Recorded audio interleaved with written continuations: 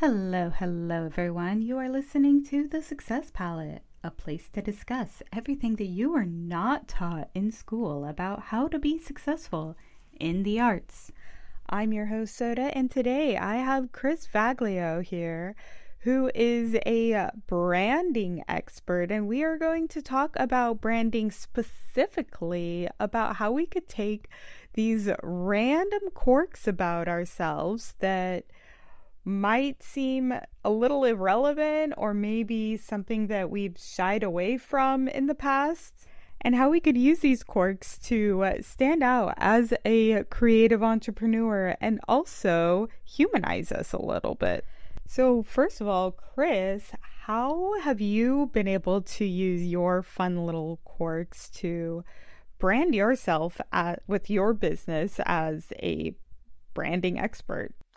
Yeah, great question. Thanks for asking. Thanks for having me on the show today. Really excited to talk about this. So, the one thing that I discovered, and it was kind of by accident, to be honest with you. So, one of the things I discovered early on, because like anything, I didn't really have a business background. I kind of got into like filmmaking and then started a business accidentally, which is what I help other people do who have accidentally started businesses and kind of get them to be where they need to be and running it like a business. But early on, when I started going out there and networking and meeting people, there were things like I just didn't think I should do, which was, talk about things that I'm into, like metal and Star Wars and comic books. And like, those are things that I love. And my background is in punk rock and hardcore. And those are things I just didn't talk about. Like I would cover up my tattoos and things like that because I just didn't think it was like, quote unquote, the professional thing to do. But then I learned early on, like after doing that and kind of making any traction, that like when I would talk about these things, especially things like Star Wars and metal, and that all of a sudden people would be like, oh wow, like I like Star Wars. And then we would talk about Star Wars, and then before you know it, we're talking about business. And the same thing with like metal, like we'd be talking about like Metallica or like Iron Maiden, and we'd be kibitzing over that. And then all of a sudden it's like, oh, and now we're talking business. And that's sort of where like the light bulb went off in my head of like, well, wait a second, like why am I like not talking about things? Why am I not sharing these pieces about me? Like these are things that are like important to me and like pieces that make me who I am. So if I start like just having dialogue or putting that stuff out there or embracing more of like that as who I am, like that's the thing that actually sets me apart and makes me more memorable. And that was it. That was the light bulb. And that was a moment of like, let me start doing more of that. And that is where I've really built my career over 25 years now into it, which seems really weird to say, but 25 years of being a creative professional is really leaning into things that make me who I am and not being afraid anymore to talk about those things or share those things with people or bring those conversations up. So that is where I would say is a good starting point, is to sort of embrace you're weird or the things that make you uniquely you, and put that stuff out there, because you never know like what sort of the icebreaker is or where the common ground is with somebody until you actually say it. And then finding that common ground with somebody is often the thing that leads to a really productive conversation to where you want it to go. I can absolutely relate to this. I know for me, I was very insecure about my Instagram, which is where I mostly promote my podcast. And I had some people not want to work with me because I use a lot of cartoons and pink, sparkly cuteness and stuff. And they wanted something more professional. And I tried making another Instagram for my podcast that looked more professional, and I hated it. I was just not vibing with it. It didn't feel like me. How do we find that balance between being our authentic self and showing off those quirky things, but also being professional and not cutting off opportunities? Yeah, great question there. And the answer to that is it's a little tricky because it's a very individualistic, right? So I am going to put my business hat on here. So we're going to talk about this from a perspective of being a professional creative, a professional creator who gets paid to provide services for whatever client, right? So understanding who your client is at the end of the day and who you want to target, who you want to be working with, who your dream client is, does go a long way. And what you want to do is you want to be memorable, because and this is what it was said to me, but I mean, your personal brand is the things people say about you when you leave the room, right? What do you want people to say about you? What kind of impression you want to make? What is that lasting feeling that you want people to feel about you? Whether it's like, oh my God, I talked to them and the smile and he lights up the room, and I like the way he takes the time. I like, you just want to hear certain things, these positive bits. And so it all comes down to, at the end of the day, what do you want people to remember you by when you leave the room? And so when you are talking to someone you'd like to be doing business with, or trying to put yourself out there or attract the right people you're trying to do business with, there is a blend of like being uniquely you and leaning into the things that make you who you are, that make you stand out, which is why people like to work with you in the first place, because this is what you bring to the table. But you also have to bear in mind that you are running a business and you want to also attract the right kind of client. So you have to be aware of like what's important to them as the client, like the person you want to be working with. What are their problems? What are their pain points? What are the things that are most important to them that you can provide the solution for? And knowing that and then interweaving like who you are into that, I think is really important. So a lot of that also comes down to understanding what your core values are as a person, as a human being, and also as a professional. And they're very much in the same, but like, what are your core values? When I work with people, when I coach with them, we go through this exercise of literally taking a piece of paper or opening up a Google Doc or opening up your notes app and writing down the things that are important to you. It could be family, positivity, creativity, whatever it is. I mean, that's your core values as a person, right? And so understanding that what your core values are and how you want to run your business that's the things that then you run and live by, right? Anything that you do and put out there goes with your core values as an individual, as a professional. And that's then ultimately how you want to present yourself and perceive yourself. Like for me, as an example, like I was talking about, like I'm into Star Wars, I'm into comic books, I have a punk and hardcore background, I love metal. And so my brand is called, like my business is called Rock It Growth Agency, not as a rocket ship, but rock, like rocket, because I want to lean into that. Like that's a thing that like when people see me, it's always like, Chris, rocket. Like they see me and they do this to me and I'm like, that's fine. And I like that because it makes it fun, but they also know what I bring to the table as far as what I do is I'm a coach and I help other creative professionals. So I'm a little bit more memorable, but I lean into the things that I like. Everybody knows that Chris is a Star Wars guy. He's got the Star Wars sleeve. Like people know that about me. And like, that's enough. It's enough to stand out and they understand that that's a new icebreaker and it's a common ground thing. But at the same time, like when we're ready to talk business and they know what I bring to the table, we're ready to talk business. I completely agree. And speaking of business, I know that a lot of creatives, artists, writers, Yeah. musicians, they hate the idea of branding because Yeah. they think of branding like business and I'm a corporation. I don't want to be a corporation. But in my mind, it's branding equals the way you present yourself, even without any sort of business, just what Sure. people know you as. What are Absolutely. some ways that we can kind of rethink this idea of branding ourselves and not think of just, oh, we're a corporation, but Right. branding ourselves as an actual person? Yeah. How do we make branding not suck so hard, basically, is kind of what, how I always look at it. And it's really interesting, right? And so one of the exercises I always recommend with people is, because I think what comes into it is take the word branding out of it. And what I was saying before is it's just like, what do you want people to feel like when you leave the room? What do you want people to say about you? Like you take the words branding out of it, take all the buzzwords out. It's literally boils it down to that. What do you want people to think about you after you leave the work room? What do you want them to remember you by? And so an exercise that I recommend with people is, a great way to do that is to understand like your strengths, right? So literally pick 5 people who are super close to you and literally ask them, and it could be an email, they don't have to do it on the spot so they're not looking at you, but I literally ask them, like, what do you think my best characteristic is, or my best quality? Like ask them, like and tell them, hey, I'm really looking to up my game. I want to understand. I'm looking to put myself out there more, whatever, however you want to set it up. But this is why I need the feedback, because we need other people sometimes. And that's why you want to do it with the people who are close to you, because you want them to give you that real honest assessment. Like, and it could be anything. Like, it could be like, I like your smile. I like the way you make me feel. I like the way you speak slowly. I like the way that you take time to explain. I mean, it could be a billion things, but the idea here is that you're going to learn something about yourself that maybe you didn't know or you knew. And in my case too, like, there were certain things that I found out when I did this that I thought was a weakness, but actually was a strength. And that's really interesting to learn.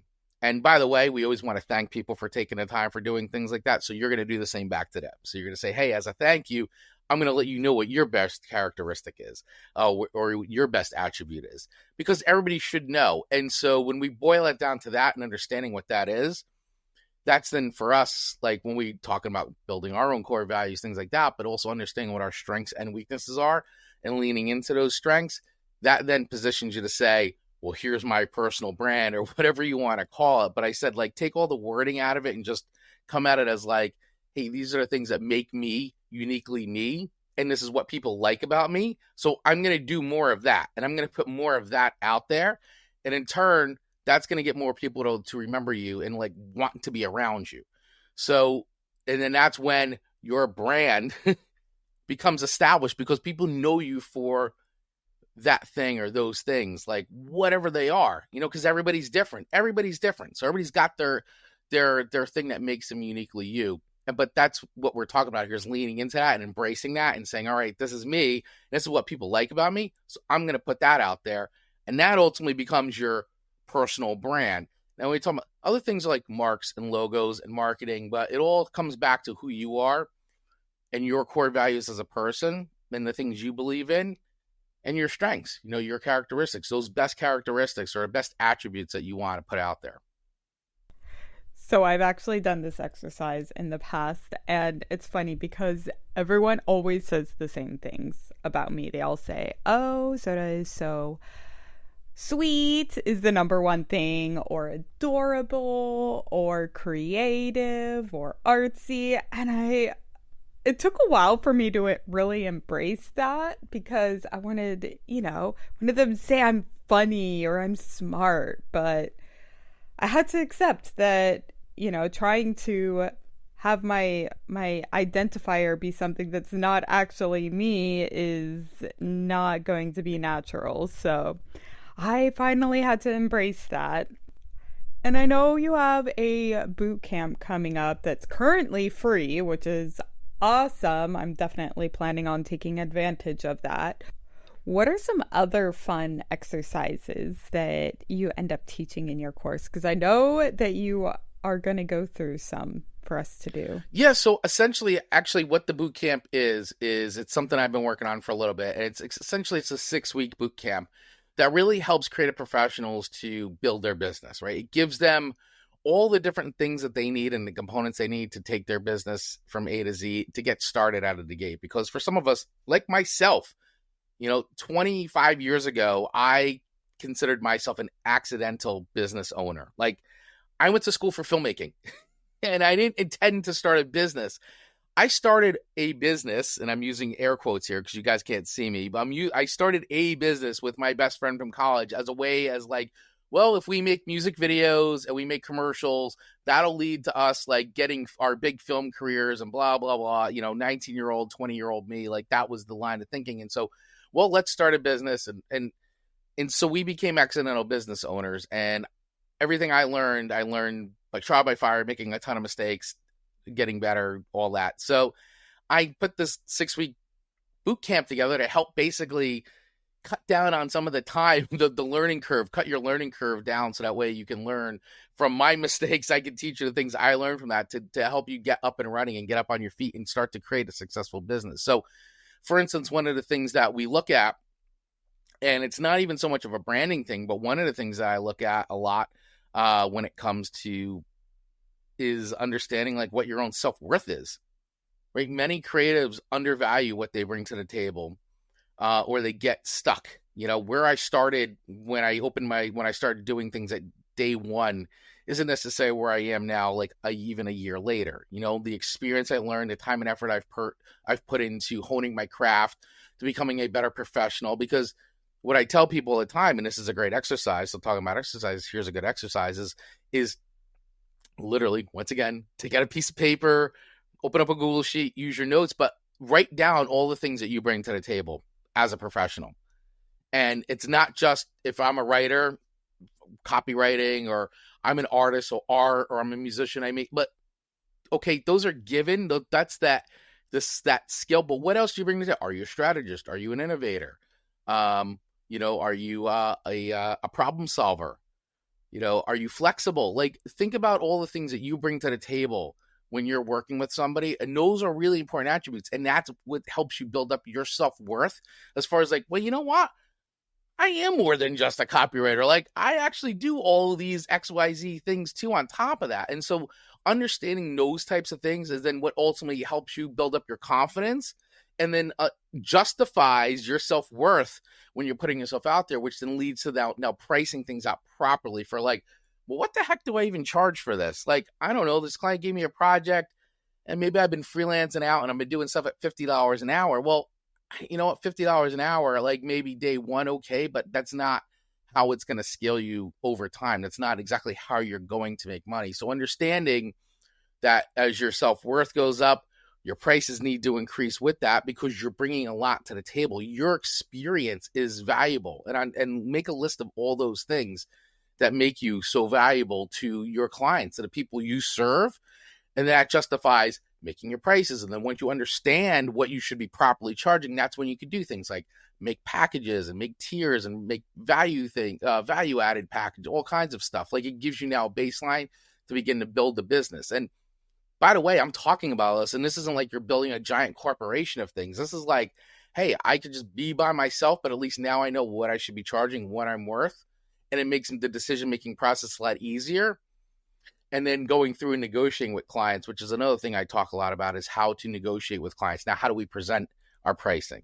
Right? How do we go through the icky words of sales process, which is something, I learned a lot. I learned the hard way. I took classes on it. I really got better at it, but it's understanding too, like how that works, and taking all like the gross feelings of selling and all that out of it, and just making it more of a conversation, and asking a lot of questions and providing a solution to the client. At the end of the day, the sale part is really just the transaction. That's the part where the client actually pays you money. Now, that's the sale.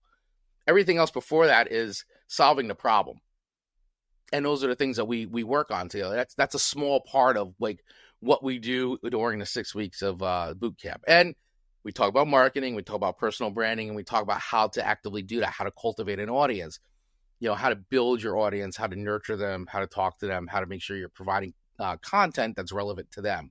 Not what's important to you, but what's important to them. Yeah, they don't teach you that in college, which is sad because it's literally like the most important thing for a creative entrepreneur to know. They don't teach you that in college. That's literally like, hey, we're going to teach you like basically how to pass the test to get your diploma. Then after that, foot out the, kicking you out the door. Hey, good luck to you. Have fun. It's like, you're like, what am I supposed to do? Huh? And also, things have changed so much since we were in college. Like, this idea of being more independent as a creative rather than working for a large company. And, now we have, it's very easy to be a YouTuber, a TikToker, any other sort of self-made, independent solopreneur.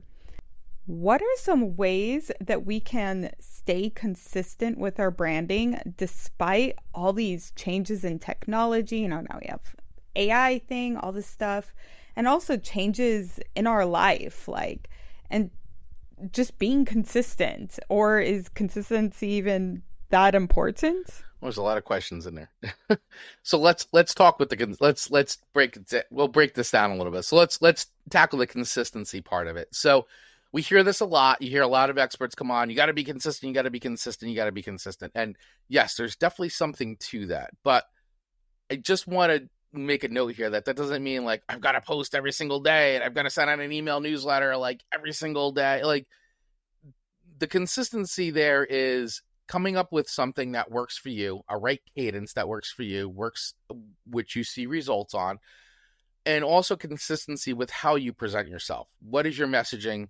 What is the obviously too, like the product you create, the service you provide, like consistency in that, like what's the quality control there, so consistency in that. But consistency too, we'll talk about communication on the marketing side, is just making sure, and this is why, once again, having core values is important, because that weighs against it. You want to make sure that your messaging, your communications is consistent with your core values, which also is consistent with what your prospects and what your clients are looking for, right? And understanding and staying up on that is, what are your clients looking for? What is important to them? And always being on top of that. It's the same thing like if you're a content creator in your audience. So we'll take YouTube, for instance, right? So you're on YouTube, you're making videos, and all of a sudden now you realize that like your audience likes, I'm just going to say, I'll pick something like, they like when you talk about Marvel movies, right? I'm a content creator. I talk about movies. I talk about film. I talk about all kinds of things. But the thing that the audience really likes when I talk about is when I talk about Marvel movies. I get a lot of views. I get a lot of engagement. Well, at that point, you got to say, well, this is what my audience likes. So let me do more of that, because I'm getting data from my audience and they're telling me, hey, we like this kind of content. We like how you present this. We're engaging with you. Well, that's when you go, well, let me take that data and let me be smart about it and say, let me make more content like that, based on these topics and offshoots and all that. And once again, you're testing, but that's then where the consistency of that comes in. Same thing in your business. Like if you're consistent in your message and your message is resonating with who you want to be doing business with, then it's always like, hey, just keep doing that, because people are liking it. People are engaging with it. Stay there with it. Stay in that lane. Follow the money type of a thing. Doesn't mean you can't do other things and put it in there, but don't be all over the place. And on top of that too, like posting wild things in the sense of like, this isn't got anything to do with my brand or who I'm going after. And, this is where too, like you want to think about like who you're going after, how you want to present yourself. Like, maybe you do have, I'm not always an advocate of it, but maybe you do have two accounts, especially if you do have a business. You do have a business account and you do have a personal account. I mean, I have one for Rocket Growth Agency, and at Rocket Growth Agency, I post Rocket Growth Agency content there. On my personal Instagram account, it's a mix. It's a mix of things. It's because it's me. It's Chris Vaglio. Like, that's my account, is what I do. I'm a podcaster. I'm a business owner. I like metal and comic books and Star Wars. So guess what you're going to see? I have a family. Like, guess what you're going to see when you go to my Chris Vaglio's personal Instagram account. But if you go to Rocket Growth Agency's account, you're going to see content there built for my target audience. There's going to be things there that I'm targeting, and that messaging is consistent. The brand look is consistent. The feel of that is consistent. That's when we talk about consistency, right? And on top, so that's where you don't want to get so in the weeds with that, but at the same time, like, it's okay to experiment, but don't be so wild with it to the point where it's like, what is this? Who is this even talking to? So consistency is important, but also don't be afraid to experiment, I guess, is the moral of that story. What do you do when you consistently yourself in a corner and you're stuck doing something that you no longer want to do or no longer feel reflects yourself? And how do you pivot in those situations without basically destroying everything and completely starting over? Yeah, that's a really awesome question. And honestly, that's when you have to, that's a kind of looking in the mirror type of a thing. And what I mean by that is you have to look in and you have to go, do I love what I'm currently doing? Or is it that I love more of this now? And there's absolutely nothing wrong with making a pivot and saying, let me do more of the things let me start doing more of the things I love and stop doing the things I don't love. Like, for instance, if I was doing a YouTube channel that was talking about Marvel stuff, but I don't want to talk about Marvel stuff, or I just want to do something different, like, you could just say, listen, this isn't, if it's not fun for you anymore, then why bother doing it, right? Because we're also creators and we're creatives, and we want to do things that are fun for us and like stimulate us and keep us going. So you have to have that hard discussion with yourself. Like, I ran my video production company for 20 years, Rocket Growth. Gray Sky Films. Sorry, Gray Sky Films was the name of my video production agency, and I sold it to my business partner after 20 years. And the reason why I did that was because after 20 years of being a video producer and directing and all that, I literally just got tired of doing it. I said, I don't love this as much as I used to. I loved everything I did. I loved the work. I loved the clown. God, I loved it. It was a hard decision to make, but it was the one, I was the right one for me to say, I don't love this as much as I used to, and my passion for it isn't there anymore. My passion is more in this, which is like, I want to help other people grow their businesses. That's where I'm at now. Like, that's where I want to be. And so for me, that was the right time to make that pivot and make that hard decision to say, you know what? I've accomplished everything I wanted to accomplish at this business, and it just isn't, I don't have the love for it I used to do anymore. So now it's time to do something new. And I made that hard decision, but I made it, and I made the pivot, and I said, now I'm doing this. Now I'm going to help other creative service-based businesses to help them grow their business. Like, that's where my passion is now, is to help them build their businesses. So, and it was hard, but I did it because I needed to do it. Yeah, that could be a really tough personal choice. It's like, do you care more about expressing yourself exactly who you are, or do you care more about making the best financial decision for your business? I know some people really look down on those who focus on more on what helps them financially rather than what's the most creatively fulfilling. And I'd love to hear your thoughts on that, this idea of being a sellout, or, is it just trying to be responsible? Yeah, I mean, I gotta be, as I've gotten older and wiser, the term sellout, and believe me, this is coming from a guy who, came from the punk and hardcore scene, where, I was a music snob and used to call anybody who signed to a major label like, oh my God, it's such a sellout. But you know what? That was like 22, 23-year-old version of me. And now here I am, much older and wiser and more seasoned business. And there's nothing wrong with making money. And I just wanted to tell everybody, I hope everybody's listening to this right now. There's nothing wrong with making money and getting paid for what you love doing. Make all the money in the world. Honestly, if you have the opportunity to make all the money in the world or make all the money you need, make it. Go for it. Like, you should. You deserve it. Like, there's nothing wrong with that. The whole starving artist attitude is is not a thing. I know you might think it's a thing. It's not. It's not. Like, you could be true to your art and true to yourself and be authentically you, but also make money. You absolutely can. That is not selling out. Selling out would be compromising who you are and your core values for the sake of making money. Doing stuff you don't like and just doing it for the money.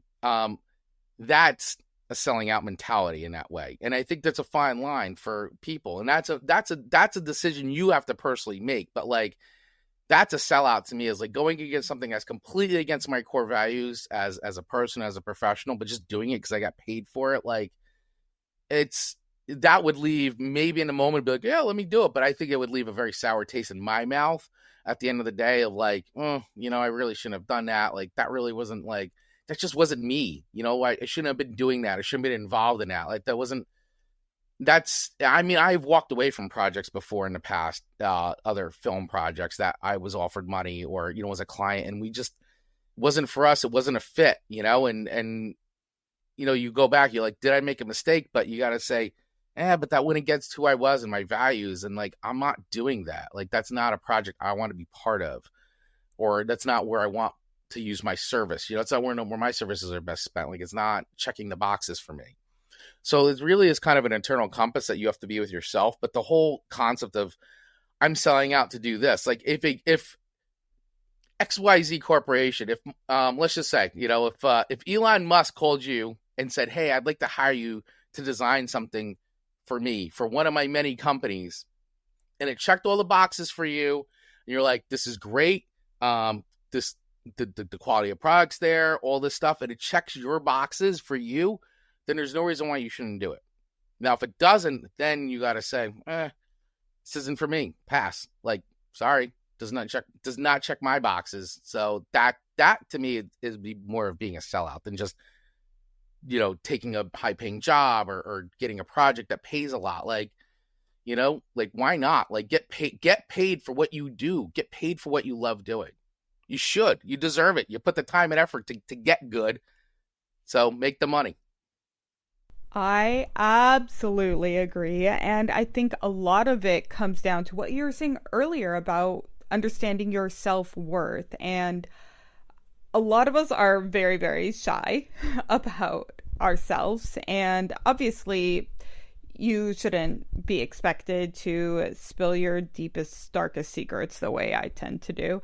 But it is important to kind of come out of your shell a little bit. Do you have any exercises that you're going to be going over in your boot camp about that aspect of confidence and understanding that there is something special about you to brand? Yeah, I definitely work with people on this, and it is a very individual. Let me say the word right.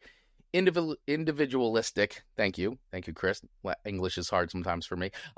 It is a very individualistic approach because everybody's different, right? So everybody's built a little bit different. Everybody has a different experience. Everybody has something unique about them. So it's always about like finding out with the person, like what is the thing that, and it doesn't have to be crazy. It doesn't have to be weird. It's just that thing that you love. Like, so for instance, if you are, let's just say you're a copywriter, right? Let's just use this example. And okay, you're a copywriter, but maybe you're really good at teaching, you know, English, proper pronunciation, grammar, right? All those types of things. And that's something you do, but like, well, that's something that like, well, I've never seen that outwardly. I've never seen that publicly. I've never seen that on like LinkedIn. Like those are the types of things that it's like, oh, wait a second. Yeah, I really love doing that. And it relates to what I'm doing. So why wouldn't I then start a little series on, proper punctuation of the day or proper grammar tip of the day, or once a week I'm posting that. And now all of a sudden it's like, hey, I'm really excited to see that in my feed. I used that today. Like, wow, I watched your video or I saw your tip. I read what you wrote and I actually, oh my God, I used that character on my keyboard today. I didn't even know that existed until I saw that. Now you are now top of mind with me. And you just had a skill set, something that just set you apart from all the other copywriters on my timeline because you actually gave me something that I could use, and that's something consistent. So when we talk about things like even things like that, that's a way to stand out. Like, what is it that you do that you really love doing that you could share with all of us? Like, artists, video. Like, there's so many, and even today with technology being so accessible and people being able to do anything from their phone. This is a portable movie studio. It's a portable studio in your pocket at all times where you can do anything. Photo, video, audio. Like, as professionals in the industry, like those are quick things that you could really share that then set you apart because a lot of people aren't taking the time to share those and breaking them down to an everyday person when that's not their thing. They just want to be able to like do something a little cooler on their phone that they could post and feel really good about and show their friends and family. But that's great because where did they learn it? They learned it from you. And guess now who's top of mind? You are. Why? Because you just changed their life in a small, very significant way that made them happy. And that's the things that I always look for. And that's the things I work with people on. Like, let's look at those things. Let's just deep dive into it. Write it all down, all those different things that you really love doing, the things that you've learned. There's a lot of times like the byproducts of what you learned how to do, right? The byproducts of how you create. Those byproducts actually become very valuable things that can actually set you apart in the industry. The byproducts of doing, right? The things that you may like say are like waste or garbage or like, I don't need those, but those bits are actually like, there's some real treasure in there, which is the process of creating and the process of doing the work. Well, those are great things that you can reshare and put out there. And like people would be like, wow, that's really cool. I didn't know that. And those are the little bits. Like, it doesn't have to be like, hey, Chris, let's just talk about, Chris posts stuff about Star Wars. Like, if you're not into Star Wars, you don't have to post things like that. But, say for instance, like Soto, we were just talking about it, like wrestling, like that's a little bit too. Like, if you had a conversation about wrestling or did a wrestling inspired post like, hey, so I was watching Royal Rumble the other night and it actually really inspired me to work on this project. And so I was working on this project, but I was watching this and it actually got my juices going. And this is why I started at point A and got to point C. Like, this is how that worked. And like sharing that, like, oh, I like wrestling. Now you got my attention. Oh, and that's cool, Soda. You like wrestling too? So next time I see you, maybe we're going to have a conversation. Or maybe I'm going to send you a quick, in the comments, I'm going to be like, oh, Royal Rumble was sick last night. That was awesome. Now we've connected and now we're out of a conversation, but we've never maybe even met before. It's just you were in my timeline or like we were acquaintances or something like that. So it's all about connecting the dots. And those are like the little things that I'll teach people to do is like how to connect those dots. And it's a little bit of testing and you start slow. Let's start slow. Let's put these things out there. It's never an immediate effect. It's all over time. It's all over time. That's how it works. It's patience. And we did talk about consistency. So it's consistency, but it takes the time to build these things because at the end of the day, we're building relationships with people. You know, it's all about relationships. I love when I find a writer or artist or musician that has some sort of quirky obsession. Whether I relate to that obsession or not, it's so fun. It really humanizes them. There was a Weird Al song that came on the other day, and I was just thinking about how he took his weirdness and really made something huge out of it that was never really done to that extent before and made a whole career and legacy out of it, you know? Absolutely. And then, yeah. I mean, and that's it. If you're a geek and you're a nerd, like let that fly, man. Like you play Dungeons and Dragons, talk about that. Like literally talk about that, but and make it relate into what you're doing. Like, okay, cool. Dungeons and Dragons. Why? Well, you know, I used to play Dungeons and Dragons as a kid. You know what? So I'll use me. Will use me as an example here, everybody. So I know everyone talking about, I probably said Star Wars about 3,000 times, but honestly, here's how Star Wars ties in to me.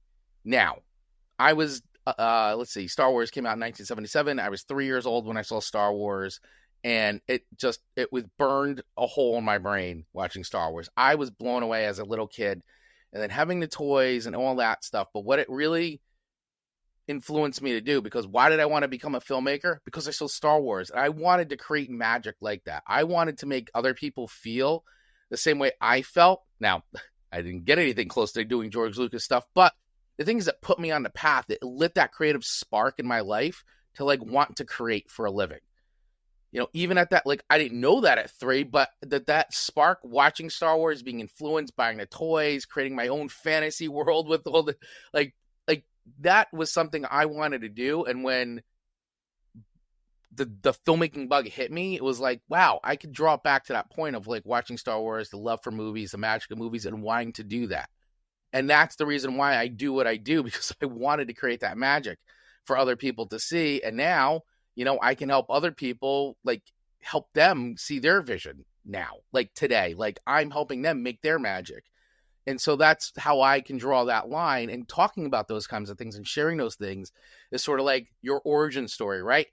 Even that's a great, why do you do what you do? How did you get inspired to do what you do? What was the thing that lit that fire in you to be like, I want to do this? Like, this is like what burned a hole in my brain. Those are the little origin stories that you can use that also set you apart and like make you and become part of your personal brand.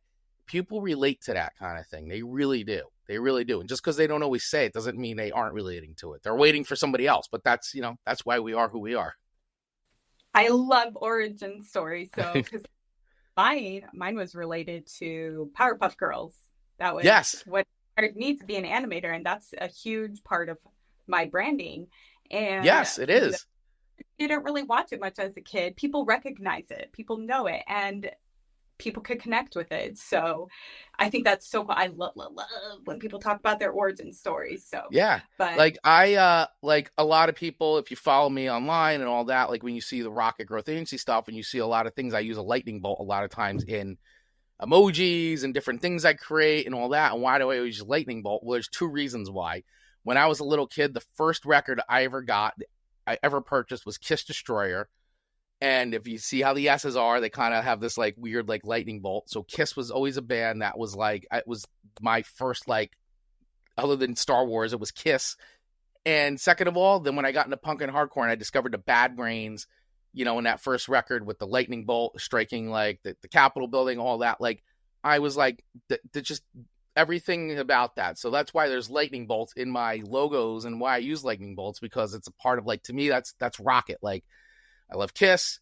I love punk and hardcore. I like metal. Like, that's a part of like what makes me uniquely me. And that's why I use a lot of lightning bolts. And I say, let's rock and all that stuff. Cause I'm a dork like that. So, but I just go with it. I lean into it.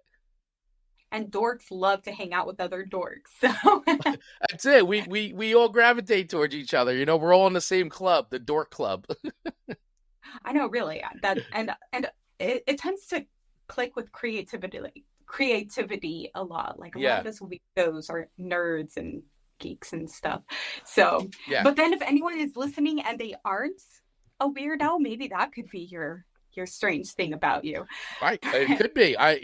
Listen, for every weirdo, there needs to be the in every comedy duo, right? There's the comedy person and there's the straight man, and that's how it works. That's how you get good comedy. And being the straight person in the comedy duo is actually the hardest one. So it's hard to make people laugh, but it's even harder to be the straight man to like counterbalance the comedy. But every good comedy duo, that's how it works. So it's okay. You could be just the straight person and that's your thing. Right. It could be. Listen, for every weirdo, there needs to be the in every comedy duo, right? There's the comedy person and there's the straight man, and that's how it works. That's how you get good comedy. And being the straight person in the comedy duo is actually the hardest one. So it's hard to make people laugh, but it's even harder to be the straight man to like counterbalance the comedy. But every good comedy duo, that's how it works. So it's okay. You could be just the straight person and that's your thing. Yeah, I remember I had this boyfriend who was like this total sports boy. Like he wanted to get into sports photography and he was just like not your typical artist. And we were on a tour of CalArts together because I hung out there all the time. So I took him on a tour and he stuck out so much. Like people were looking at like, what the heck is this dude with his basketball jersey and this normie dude? He's all normie and stuff. So I mean, if like that's your thing, that could take advantage of these weird things about you, right? Just do it. It's all good. Like it's the thing. Once again, what do you want people to remember about you at the end of the day when you leave the room? What is that thing? Like, how do you want people to remember you by? And that's where you want it to be. Obviously, we want everybody to have we want them to have a good impression of us. We don't want that to be negative. Yeah. But I mean, if that's your thing, man, that's your thing. Like, talking sports, right? You make a lot of analogies, weave that into your branding, whether it's your logo or the way you present yourselves or headshots or even, certain terms, like use that. Like if you're a sports fan, then that's fine. Then even weave that into your content, weave your love for sports into that. And that also then makes you like uniquely you, because people are like, oh, that's pretty cool. Like, he always brings up sports, but he always brings it back in. And I always learn something from him. And, when we're together, like, I know I can talk to him about sports because he knows what I'm talking about. Like, it's one of those things. Exactly. Yep. And that's how we connect on social media. Yeah. Because that's what makes, at least for me, that's what someone stands out when I'm like, oh, that random thing that someone else says. And speaking of social media, so we're closing out. How can people find you? How can people find information about your program that you have? Because it sounds very, very useful. Yeah, I appreciate that. Thanks. I mean, listen, I am pretty easy to find all over the internet. So personal, you can totally hit me up on Instagram, Facebook, LinkedIn. I'm just Chris Vaglio, and that's V as in Victor, Aglio. And if you want to take a look at what I offer as far as my coaching goes, it's Rock It. So ROCKIT growthagency.com. I'm sure we'll have links in the notes and all that. But if you go there, I have everything there. All my coaching packages. I do business audits. I do sort of an Ask Me Anything session, and also a mastermind group. And as of this recording, the 6-week boot camp is about to be launched in about a week or two. So it's coming. If you're interested in it, I'll put you on the list. But it is coming. It's coming. I'm a little behind on just getting the website up, but it is coming very, very soon. So that sounds a lot cheaper than going to school and not learning about the most important thing. Yeah, it's literally teaching you everything they didn't teach you in school. It's 6 weeks of that. Like, they taught you learned all the creative, you learned the talent and the skill. Great. Now, how do you make money? How do you run a business? That's what the 6 weeks is. That's a great way. I'm going to use that. So I'm stealing that from you. Basically, everything you didn't learn in school, I'm teaching you in 6 weeks. Well, I'm stealing that. That's really See, what it is. So. Creative minds. We're brainstorming here. Well, thank you so much for going over all of that, taking the time for teaching us about branding and how to market ourselves, how to stand out. We will probably have to do a part 2 sometime, because I still have a long list of questions for you. But yeah, no, happy to do it. Happy to talk to you anytime. Happy to talk to anybody listening to us anytime. Feel free to hit me up, send me a DM. I'd love to talk. And Soda, thank you so much for having me on today. This was awesome. I'm so happy to have had this opportunity to chat with you. So thank you.